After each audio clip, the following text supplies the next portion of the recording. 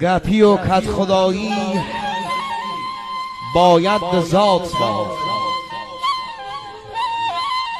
گپی و کت خدایی باید ذات با، نک مردم بود یا ادعات با.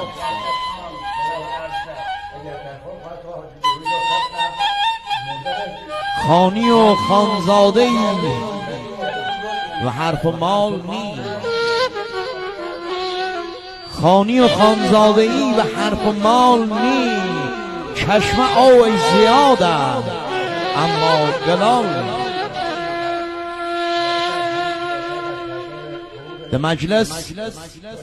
ده مجلس حرف حق زده نی کار هر کس،